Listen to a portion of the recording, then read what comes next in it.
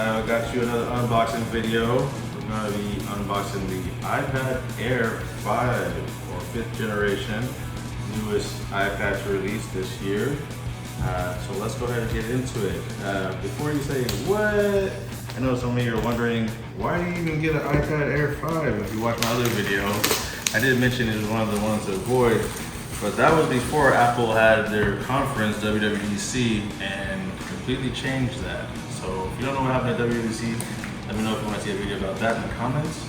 We can discuss why I think the iPad Air is the one to get now. So here we go. Wow, right off the bat, the iPad Air is at the top. And a little cover. Oh, that's cool. That's the blue color. And it says iPad Air on it. That's new. They didn't have that on the 4th gen. Pretty cool. I like this color.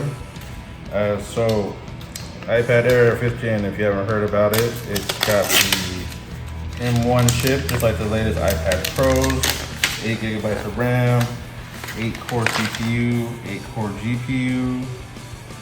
So it's legit.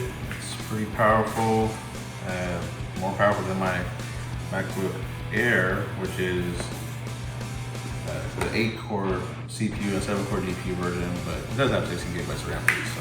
And then you get the little instruction booklet, the Apple stickers, of course. I always can throw those in there.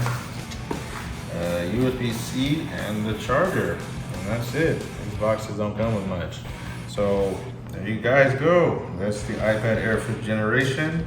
Like I said, M1 chip, 8 gigabytes of RAM, very powerful laptop class chip inside.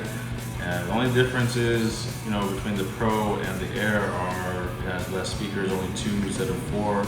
But it does have grills on both sides. You see 2 there, 2 sets, and then 2 more sets on the bottom. That has USB-C, but it doesn't have Thunderbolt 4, among other differences. If you want me to compare the Pro and the Air, let me know. I'll do a more detailed comparison. There's a lot of little differences, but same internals now, so it's very powerful. Thanks for watching, guys. Catch you in the next one.